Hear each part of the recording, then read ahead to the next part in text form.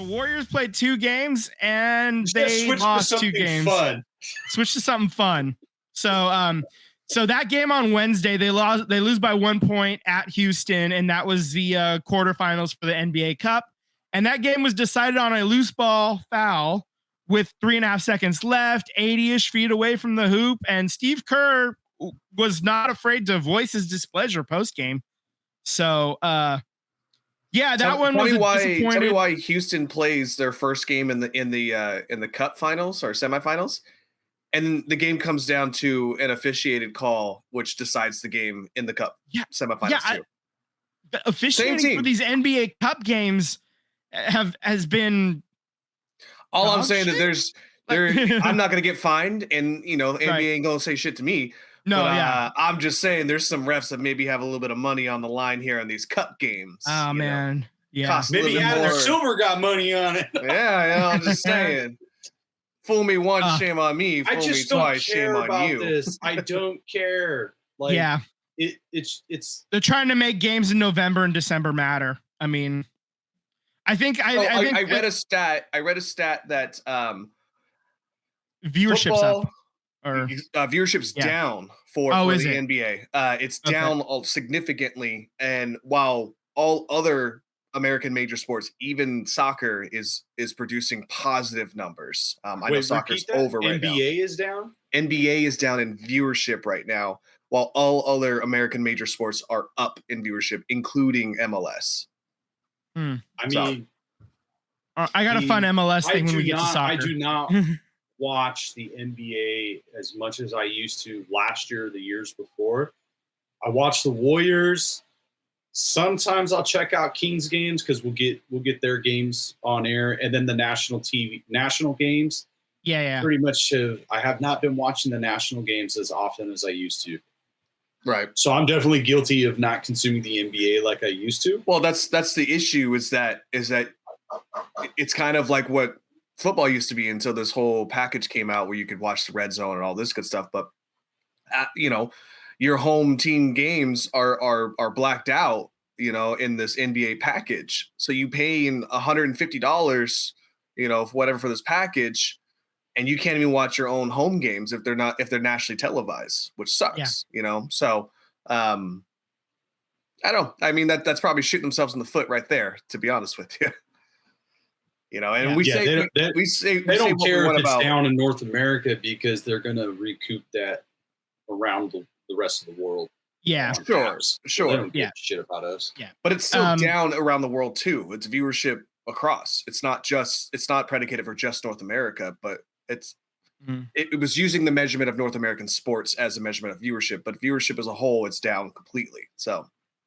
You think it's because of the 3-ball? Everybody complains about it's too many 3-pointers.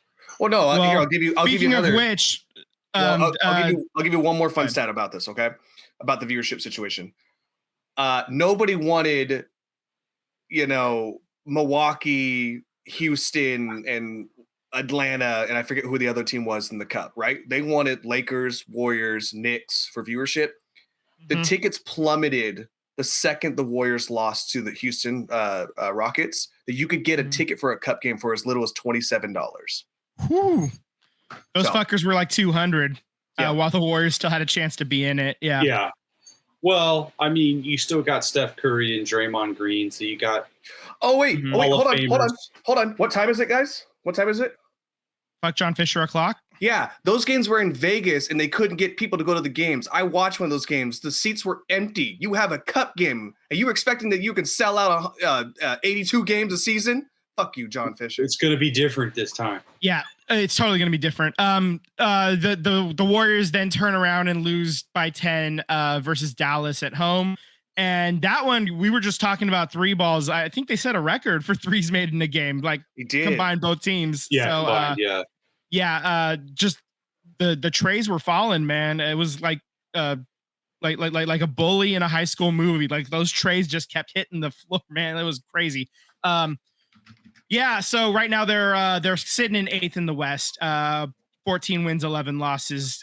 Coming up, they're at Memphis on Thursday, and then they're at Minnesota on Saturday. The Warriors did get some reinforcements though. On Saturday, they get the trade done. They get Dennis Schroeder and a second-round pick coming our way. And we send DeAnthony Melton's contract and 3 second-round picks. I think 2 of them were from Atlanta. That should be fun because Draymond and Dennis Schroeder are like best friends. I think they hang out in the offseason like all the time.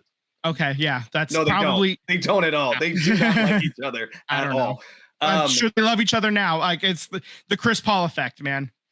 Oh, I hope so. Unfortunately, yeah, I mean, they're all good now. To mesh together here. They did interview Steph Curry after that game and asked him, how he feels about Klay Thompson being close to breaking Reggie Miller's 3-point record. And they told him, they said it's Steph, James, Ray, and then Steph. And so Steph goes, wait, break Reggie Miller. Isn't Reggie Miller like 3rd on the list, right? And they are 4th on the list. And they go, no. Steph was so confused because he broke the record three years ago.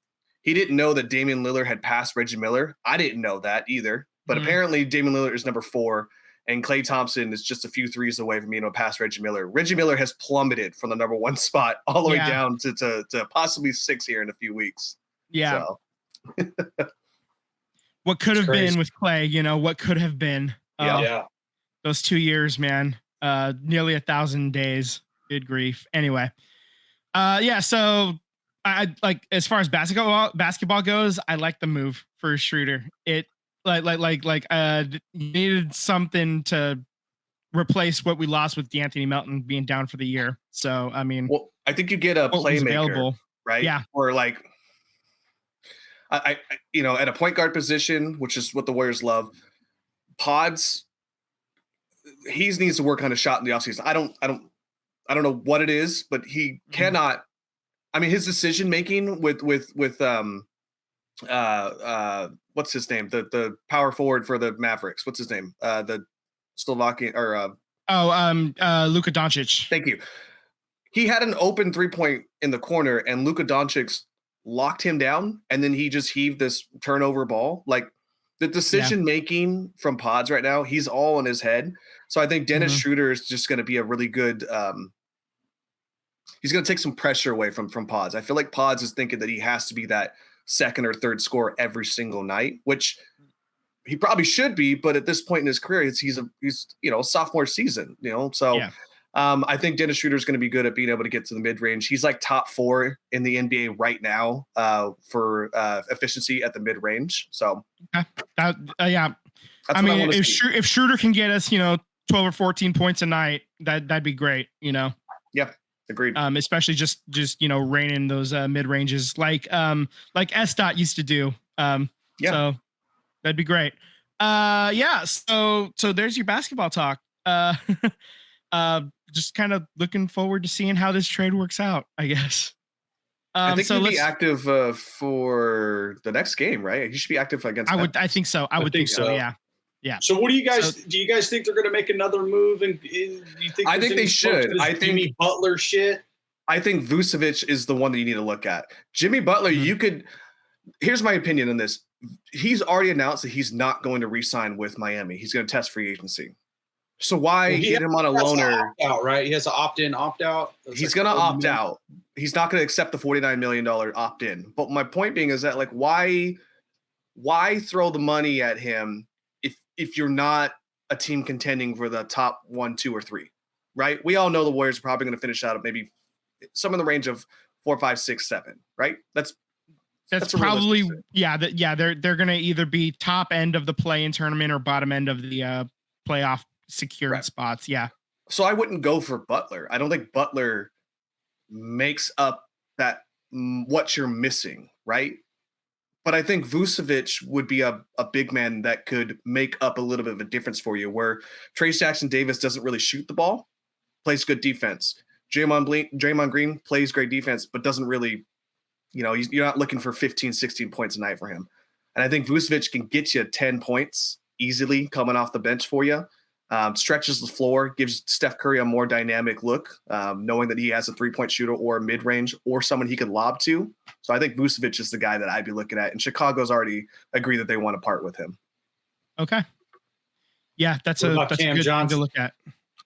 I heard Cam. They already tried with Cam. It's not going to happen.